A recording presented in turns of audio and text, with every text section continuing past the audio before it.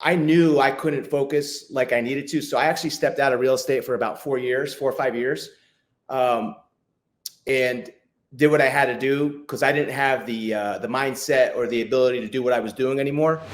It was just the satisfaction of being able to step into a higher market and not being intimidated because someone's worth 100 million or 200 million, or I've worked with people who were worth over $1 billion for that matter. Freaking love that answer, and I love when you said that you weren't intimidated. Can you explain a little bit how you do your social media? I mean, how you market, how you go and target your audience, because this is a different audience. Because people don't want the government to take their money. Welcome, my beautiful people. Today I'm super excited because I have a special guest, a longtime friend, someone that I've known for a long time. And we're bringing him on here because I really want you guys to hear his expertise as it relates to the luxury real estate market, specifically in South Florida. So without further ado, let me introduce you to Steve. Steve, tell us who you are and what you're about. Hey, Fernando, good to see you. So as you said, my name's Steve Romaniello. I'm a realtor here in Fort Lauderdale. Been licensed since 1999. Came to Fort Lauderdale in 1992. I was in the military at the time. I was transferred here. Grew up in New Jersey. Spent time all over the country, different duty stations. Ended up in South Florida in 92. Got out in 96. Got into real estate in 1999 and been enjoying South Florida ever since. So, Steve, what year did I meet you? Was it like 2000? I can't remember what year I met. It was 2011, 2010, 2011, right in there. Yeah, 2011. And a quick side note before we get into this: when I met Steve, at the time I was running, I was still coaching in a CrossFit gym, which I still own, but the interesting part is when I first met Steve, I looked at him, I'm like, this guy looks like Sylvester Stallone. This guy is like a movie star. So we started calling him Hard Rock Steve. But that's a side note. But Steve, so let's get into why I actually brought you here on. So tell us what inspired you to pursue a career in real estate, specifically getting into the luxury market. Yeah, so as I was saying, I got out of the military in 96 and spent 10 years and change. So it was basically starting over. So tried every job market, every blue collar job you could do. And I was working 2 and 3 jobs at a time, doing what I had to do to get by. I met a really good friend of mine who I was working with, and he was getting into real estate. So he was talking to me about it. So I decided, hey, maybe that's something I could try. I did. I enjoyed it. And eventually I transitioned into real estate, and that's how I got into it. Awesome. Yeah. Now, real estate it's a broad, there's a lot of vehicles or avenues within the real estate market. I know that you have been very successful, specifically in the luxury market. So can you, did you start in the luxury market, or if you didn't, what was that journey, that transition like? Sure. So when I first started, I was actually started doing rentals for them. I worked for a rental company, so I was hustling, doing what I could to find apartment homes. And real estate's something you either have to be 100 dedicated to it, or if you do it part-time as a side hustle, you're likely not going to be successful at it, and you're really not going to do your clients the best service because it's something you have to stay on top of, right? So that said, when I started, I was working 2 jobs, as most realtors do, until you can get going. So I started out just doing rentals, and then as people learned I was in real estate, I started doing condominium sales and single family home sales, and just kind of worked my way up. Now, as I was saying, real estate's something that you have to be 100 dedicated to. So we met like 2010, 2011. I was going through some personal life challenges at the time. So I knew I couldn't focus like I needed to. So I actually stepped out of real estate for about 4 or 5 years. and did what I had to do because I didn't have the mindset or the ability to do what I was doing anymore. And then my second career kind of started in 2015, 2016. And I took all the knowledge I had those first 10, 11 years. I was already starting with that. And I was able to use that to help me move forward into the luxury markets. So how do you do it? I kind of have like an analogy. Like if you want to go ahead and, if you're a fisherman and you want to go catch mahi, you're going to go where the mahi are, right? If you want to catch sailfish, you're going to go look for the sailfish. Well, as a realtor, you can choose to market yourself in any normal community, and you can do that.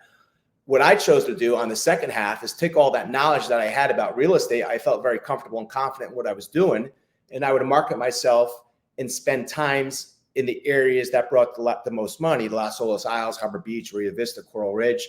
And it's just time, consistency.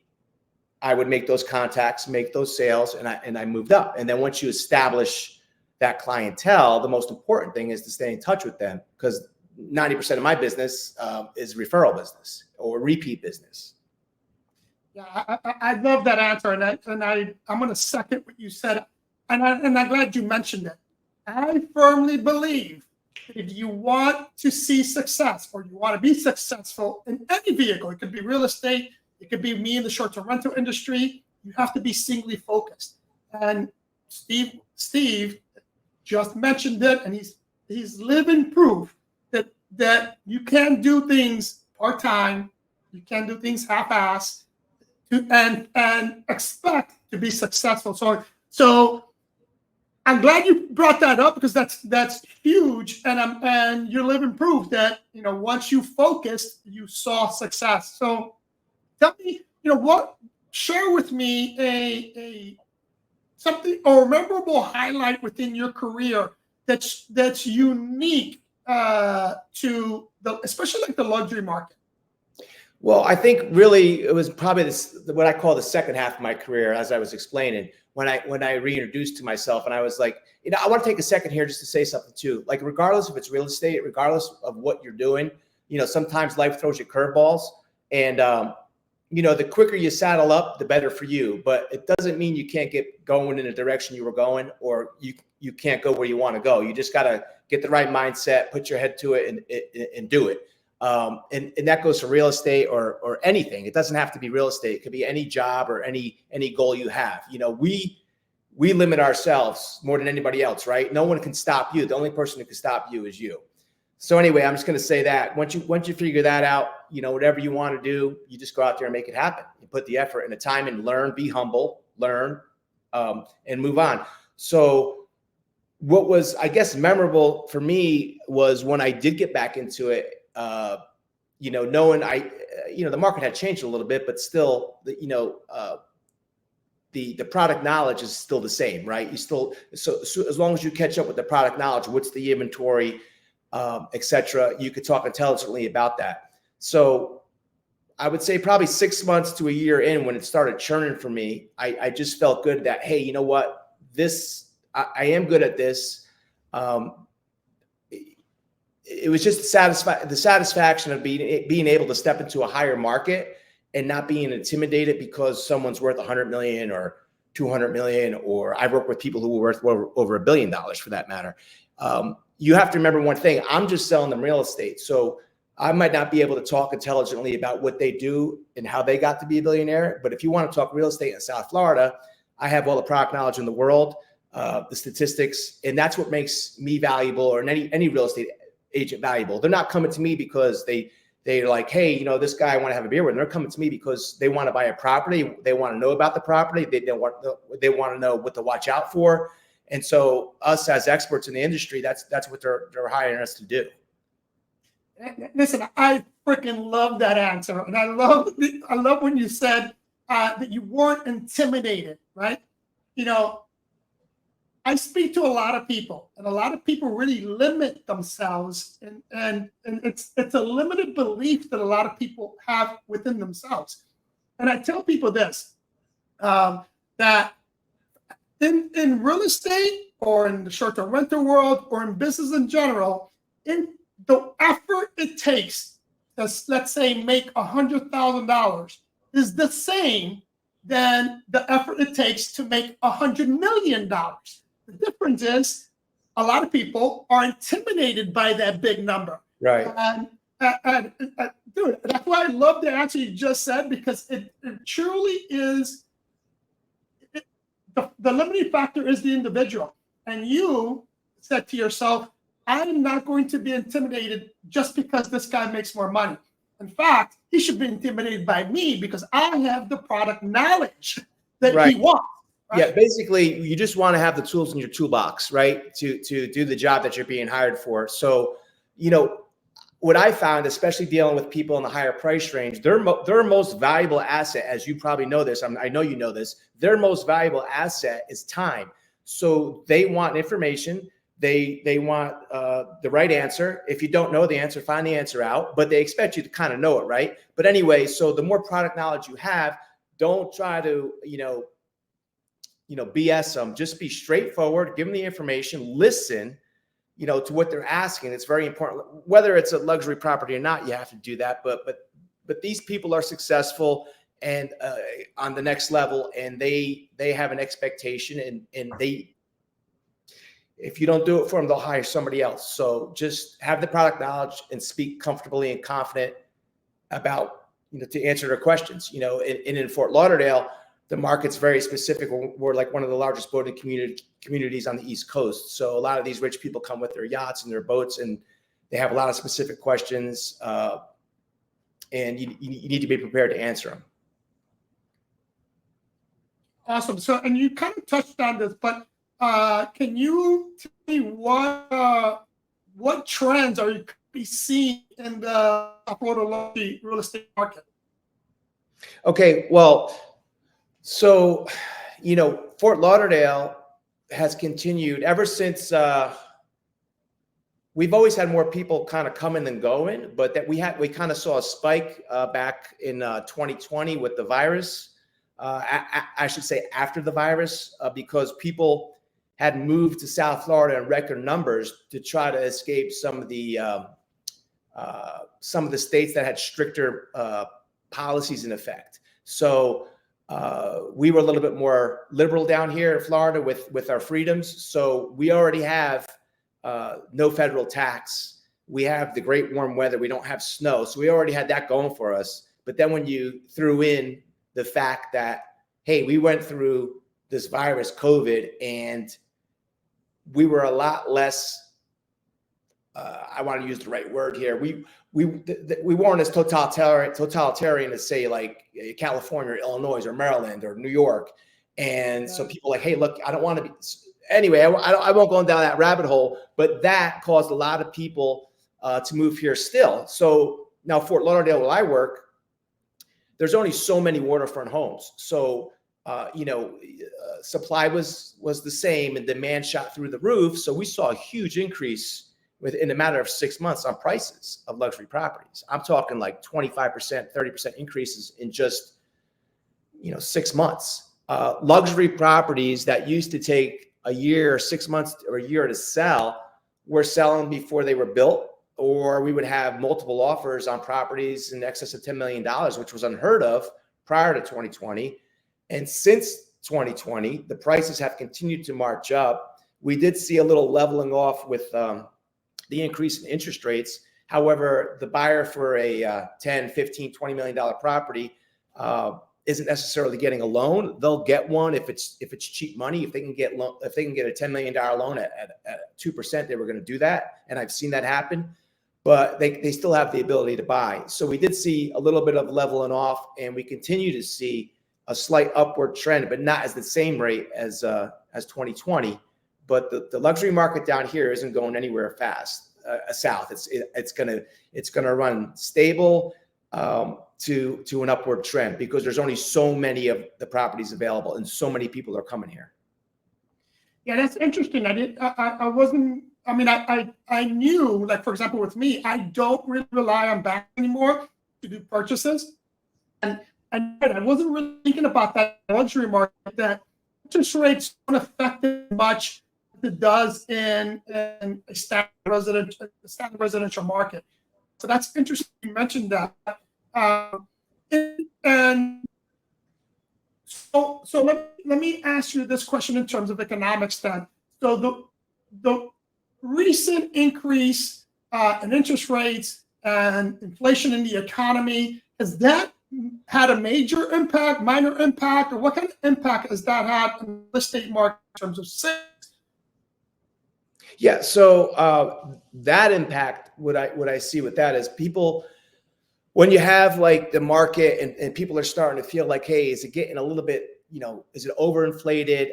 When you see internationally, like what do we have? China, Russia, some of these other countries, some of the Arab countries, not using the dollar as the standard anymore. The talk of going to digital currency, which scares the hell out of a lot of people, right? As it should.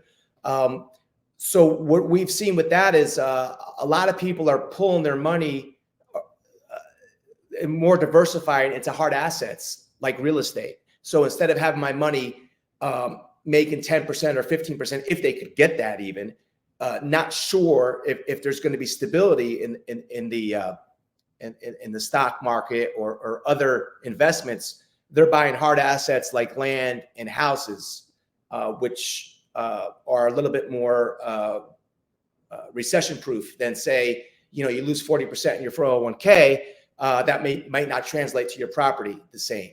So having a hard asset when the dollar is looking a little bit or was looking a little bit like it might not be the standard anymore, we saw people put a lot of money into real estate, which again gave our market a boost down here. And we've seen some record sales down here. Just recently this year, most recently we had a $70 million sale in Fort Lauderdale, highest ever. Prior to that, there was a record $40 million sale. So like I said, we're not seeing a slowdown. And another reason for that, a lot of people who let's just pick California, for example, who had a beautiful property in Malibu. They still have a property there, but now what they did is they made their primary residence Florida. So the $20 million property they had in Malibu, they said, you know what, I'll buy a $20 million property in Florida and I'll just have a $5 million property. So they kind of did a flip-flop. So they still might have their second, third, or fourth homes, but they're saying, hey, you know what, I want to make my primary home South Florida, and for all the reasons that I've just mentioned. Yeah, I'm prime example. My home base is South Florida, but now I got properties in other areas of the country. But you're right. My home base is here, and it's for multiple reasons, but taxes being one. Now you mentioned national, China, Russia, etc. But let's talk about the international buyer. Have they influenced the luxury market in South Florida? Well, they have. I more so a couple of years ago, we saw a lot of people coming up from South America, Venezuela. Again, when you have a country, an international country, and the government's not stable, those people want to leave. They want to put their money somewhere where they feel like they're not going to lose it. So I remember back in 2021, I had a good amount of South American buyers, a lot from Venezuela who were coming up and they're like, hey, I want to buy this, this, and this. And I'm like, let's go, and so they wanted to move their money again, right? Someplace that's stable, so, but yeah, you do have, any buyers international are just going to influence the market because anytime you have more buyers, right, that's going to drive prices up because the competition's increased. So, we do get international buyers here in South Florida, and that adds to the national and local buyers, and the more buyers we have, the better for the sellers and the property owners because more competition for the property means a higher price or closer to full ask price. Yeah, and that's it. For me, was the perfect storm, right? Because you mentioned what was happening during COVID. You mentioned the instability of countries like Colombia, like Venezuela. I saw the same thing. In 2021 and 2022 were my highest grossing years in terms of revenue across the board. And it was because of that. So what happened during, especially, we talked about COVID, but also what happened politically, right? Colombia, for the first time in a long time, elected a socialist president. As a result of that, wealthy people left Colombia and came to South Florida and purchased properties. Venezuela has been the flight of money out of Venezuela has been consistent. Right. You know, and you also, and I say the same thing even domestically, right? We saw the max exodus of states like New York, California, Illinois, and they came to South Florida or Florida in general because people don't want the government to take their money. So, anyways, I won't go down that rabbit hole, but let's switch gears and talk a little bit about the role of marketing. And Lorena, if you want to jump in here and ask Steve some of questions in terms of marketing as you understand it. So in marketing, we understand the trends, we understand how like the tools works, but in many agencies we don't understand actually how the luxury market works. So this is why we want you here, because we want to understand how important is marketing, especially digital marketing, in the luxury real estate. Sure, absolutely. So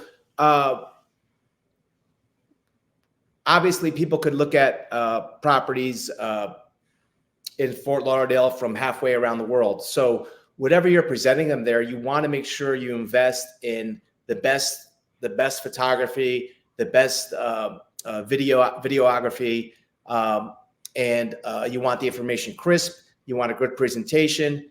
A lot of times, again, I'll see when I see a house listed, not necessarily luxury, usually that's pretty on point, but you'll see people, using their cell phone to take pictures and take videos, and that's okay. But when you're trying to sell 10, 15, $20 million home, that's not going to cut it. First impressions are everything. So spend the money, get the right pictures, the right photography, do nighttime shots, daytime shots, the right videographer to make the person feel like, hey, I'm in the house. I can see myself living here. So that's really important.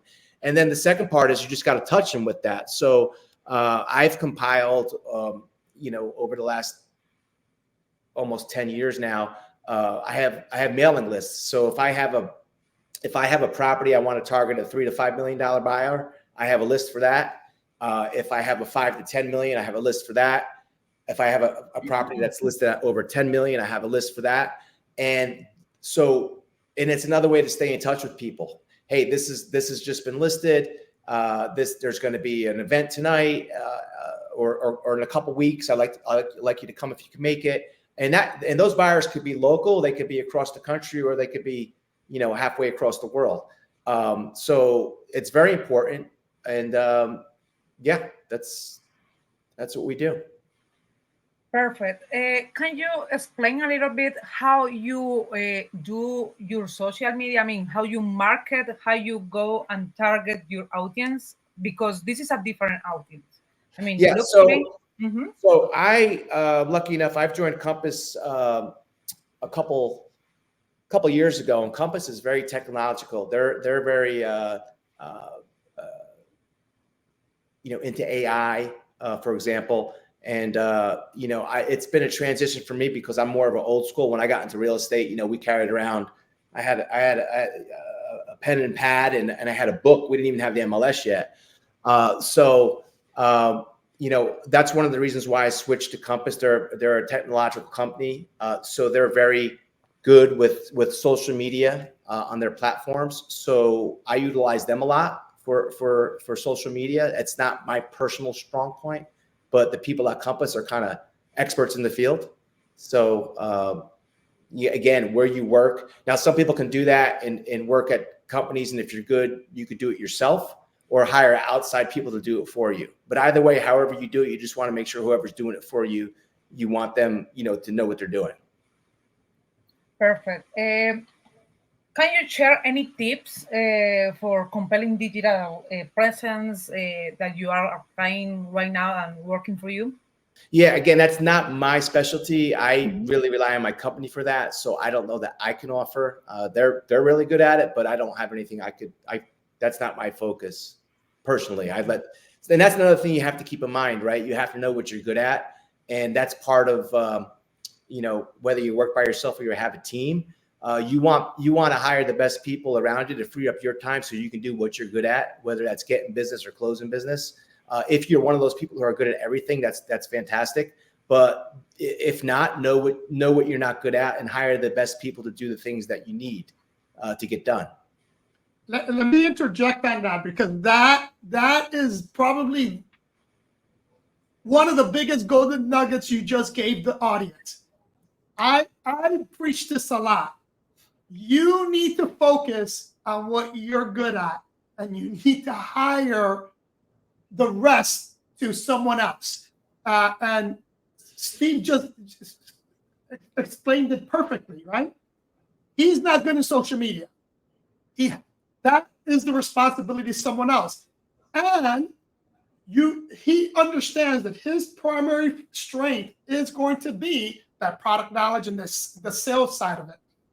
So if you're out there and you're thinking that you can wear all hats, people, I'm telling you, that is one of the biggest mistakes any business person makes. You cannot and you will not be successful if you're trying to wear all hats. So thank you for sharing that, because that's hugely important. And I personally learned that myself early on in business. When I first got into business, I tell the story all the time. When I first started my management company, I made zero money. But I made zero money because I was spending money on hiring people, on marketing, and hiring people to do that, because that's not my expertise.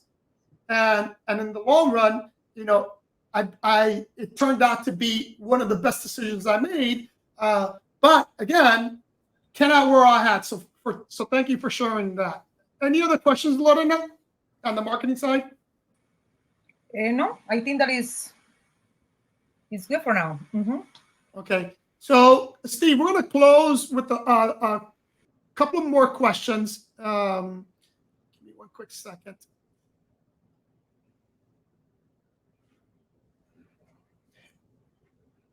And I want to shift gears a little bit and touch on what it takes to be a successful realtor, specifically in the luxury market. So what skills or qualities do you feel are essential if you want to succeed in the luxury real estate market? Well, I think the skills are the same. Regardless of the price point, you have to have that product knowledge. It is very competitive in the luxury market. You can't be, you can't let it affect you emotionally, because you're not going to win every listing. You're not going to. You have to focus on you and just make sure that when you do have your client, you're doing the best job you can do for them to get that repeat business, to get that referral business. And for me, it's like, I don't consider myself a salesperson, because I really believe in what I'm selling, if that makes sense. Like, I'm not trying to sell something to you. You're saying you need something, and I'm going to show you the best fit. You want to be here in this community, this specific community. I'm going to tell you what's available. And out of these 3, 4, 5 so available properties, what the benefits are to each one. And then you, based on information, you make a decision. So really, again, I can't emphasize having the product knowledge, right? And I've dealt with this. I'll give you a quick story here. I sold a house about 4 years ago in Harbor Beach, a $9 million house. And the people were from Missouri. They were down here specifically looking for a house. They were down for the boat show, but they wanted to buy a house where they were down here. The gentleman walked into my open house, a nice guy, him and his wife. I showed him around, and he says to me, "Hey, we have a realtor." I said, "Hey, no problem. I always cooperate." I was happy to do so. Well, the realtor they had was from Missouri, so she linked up with another realtor in Fort Lauderdale who was a commercial realtor. Anyway, let's just say I did the whole transaction. They didn't know what they were doing, but like, you just have to be ready to step up to make the deal happen. Like, you can't take it personally in that spot. You have to, don't make it about you, make it about the client at the end of the day. Hey, look, we're here. Look, don't get me wrong. We're all here to make money, but I want my client to be happy. I want a good transaction. I'm not here just for one deal. I'm here for a relationship for, the rest of my life with that person. It's not just, hey, I sold you this $9 million house. I don't want to see it. I mean, I've done deals with people that I've sold property to five years ago that I've sold. They've moved twice already because they have an affinity to do that down here for some reason. They'll go from a house to a condo back to a house. They introduce you to their friend buys another house, they sell their house. So it's really important. The biggest reward to me is when I hear people say unsolicited, Steve, I love working with you. You're the best. I'm not asking you to write something down for me, or I've had transactions where it's been a really tough negotiation. And at the closing table, when we're done, to have the client come up to me and say, Steve, you know what? I can't thank you enough. You always have my business, for the rest of my life. And if anybody needs a house, they're going to you. Like, that's rewarding to me because I know that I did a good job for them. So service is what really sets you apart, I think. So especially when you're dealing with that high-end market, you want to have the service. But in order to give that service, you have to know what you're talking about. You got to stay current. You do that. And if you feel genuine and just be genuine with somebody and don't look at it like, I just got to get the sale. I need the sale. Work for the relationship. So I think that's what I try to focus on. Love that. And you just hit a key point, and you talked about, which is building relationships. So how important is that? And how important is networking within the industry? And I'm going to add on to that, what advice do you have for doing an effective job in building that relationship and networking? Yeah. So, you want to, obviously, if you're going to keep that relationship going, you do need to go ahead and make contact from time to time. And if that could be something as simple as, hey, how's it going, Joe? I just want, how you been? I want to let you know, this house just sold down the road from you. And comparatively to what you had, a year ago, it's up this much. Or for example, if I have a buyer, here's a better example. I love doing this because there's a lot of limited inventory sometimes for the specifics that these $1 million buyers want. So sometimes the property won't be on the market what they want. So I'll be like, well, wait a minute. I just sold so-and-so a house a few years ago, and this house would meet that person's requirements. And I'll call them up and I'll say, hey, how you doing? We're talking. How you enjoying the house? Hey, let me ask you a question. If I had a buyer, who was willing to pay the right price, would you consider, selling? I know it sounds crazy, but in this market, and they'll be like, well, we're kind of happy here, but what kind of number are we talking about? And then when I throw the number at them, sometimes, it moves the needle. And they'll be like, well, if they come up to X, I might do that. So that's just another way to show and make your past buyer or seller feel good that, hey, I've just made a lot of money. I have some, this real world scenario just happened like a year ago. I had a buyer looking, and my client, I had sold him a house for $8 million, and he would have paid $12 million for the house. But my buyer that I sold to was so happy there. He says, Steve, I appreciate it, but we're just so happy here. But, I talked to him since. He's like, really? He's like, that guy was going to give me $12 million. I go, he would have gave me $12 million. We put him someplace else eventually, but like your house worked for him. The location, the size, the water frontage. And that's what we find, right? It's a lot of times in the luxury market, you need so much on the water. You need a certain size house. Some of these people, I need 6 bedrooms. I need a guest house. So there's not too many of those properties that meet the bill. So anytime you're able to tap past clients with demand, it's another good way of staying in touch with them. Or you invite them to a broker open. Hey, and I did this last year too. I sold a house back in March, and on Las Olas. And the year prior, I had sold these nice people from Chicago another house, and I invited them to the broker. I say, why don't you stop by? I got this brand new house. I want you to check it out. Just stop by and have a drink, and they'll come by. I'm not trying to sell them the house, but I'm just trying to to keep them involved, if you will, on what's going on. I love that. And that, my friends, is what separates Steve from others in the industry. And that's, and let me ask you that on that note, because I think that really separates you from a lot of people. Can you add something else that you do that keeps you ahead of the competition, and especially in an industry that's constantly changing.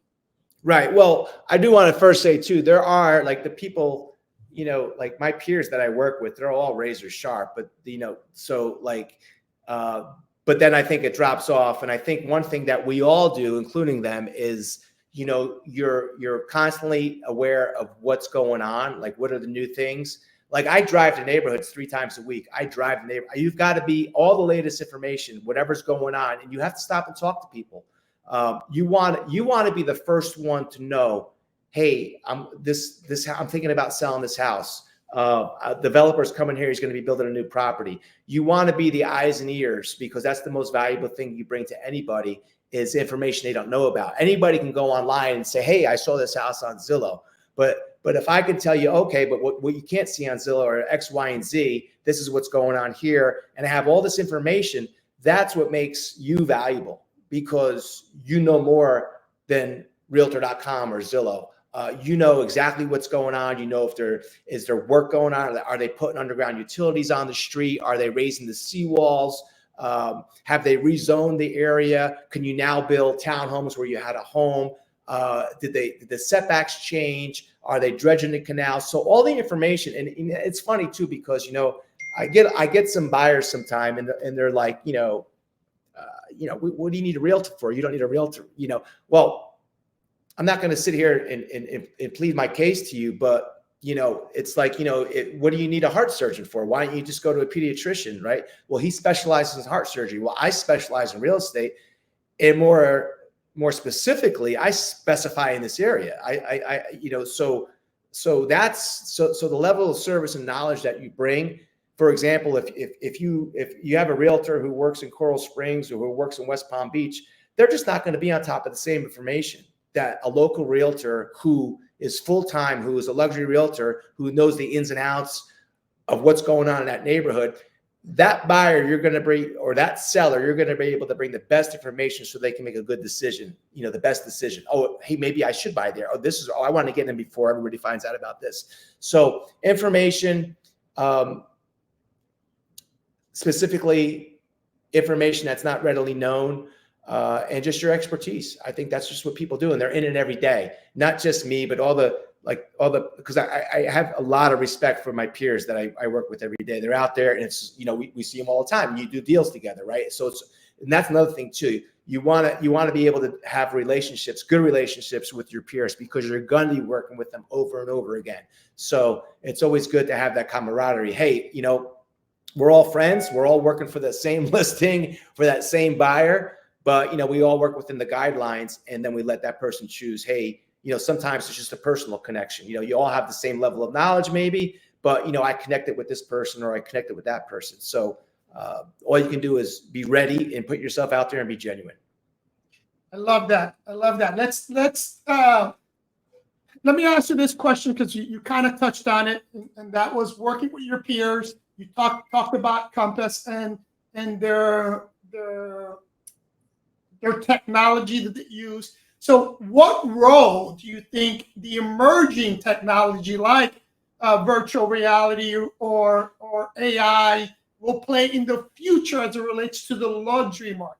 Yeah. So again, I would say, and only because I've been to classes and seminars at my company, they are huge on AI. And I'm not trying to plug Compass. I'm just so the AI that they have, what we do is, we load our database up of our clients, and the AI will literally tell us who's most likely looking to buy or sell coming up. Hey, you need to call this person. And I don't know how AI does it, but they have a very high success rate. Like, hey, you need to call this person. This person will likely be ready to sell in 6 months, or this person is likely ready to buy something. And so what AI does, which I'm not good at, they could take that person's name, and they can go ahead through the internet and find everything out that I could probably find out would probably take me 2 years.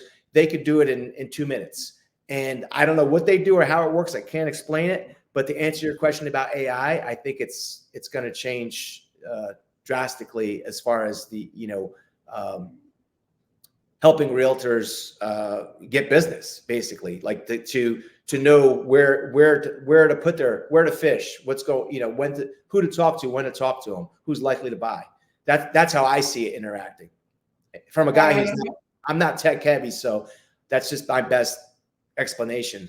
No. And you hit the nail on the head. In fact, I just did a video discussing how to enhance or create a better customer experience, how important that is for businesses.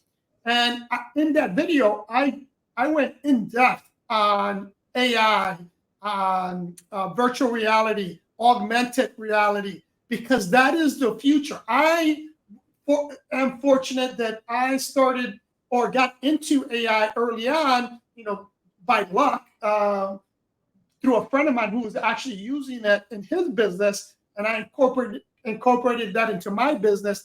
And you're 1,000% right when you say what normally would have taken you maybe weeks, if not months, to accomplish, AI can do it in seconds. Yeah. So, I mean, we use it a lot in my business. Now, you mentioned that Compass is using AI to tell or show the realtors where to fish, which is phenomenal. But I really think that the use of AI is better, or better said, using AI is better to enhancing that customer experience more than anything else in the industry today.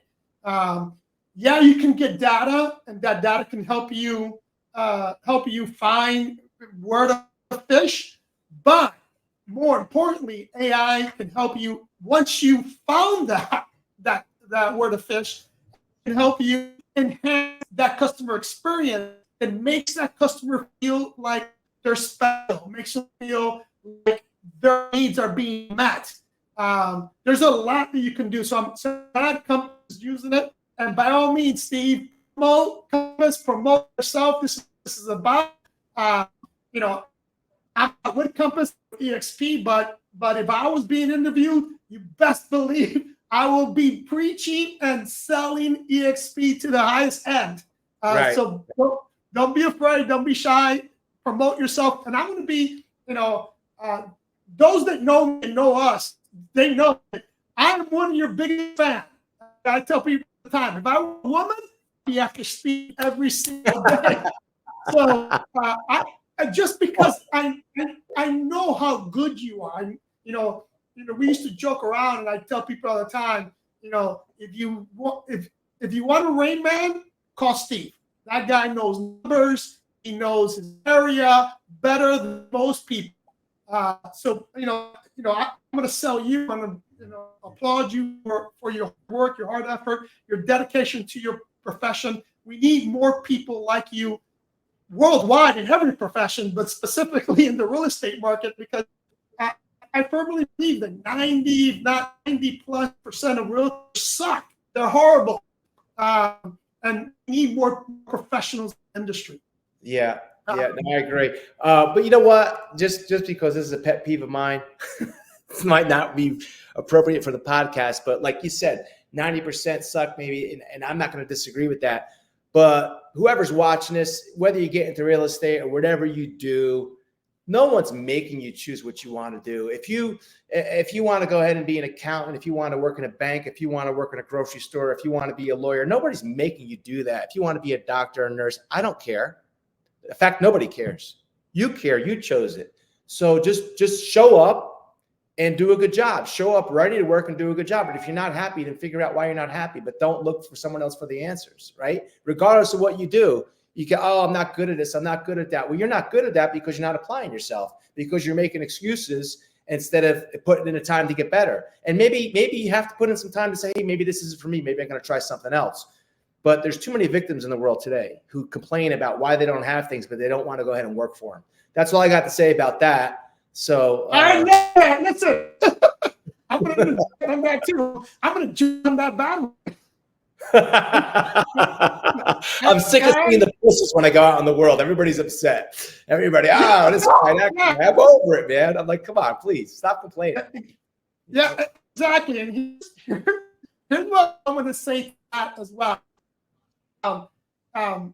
First of all, you people in general, you guys really, hold on one second. What's the matter? Callie being a pain. Come on, you want to be in a podcast? Be in a podcast. Say hi.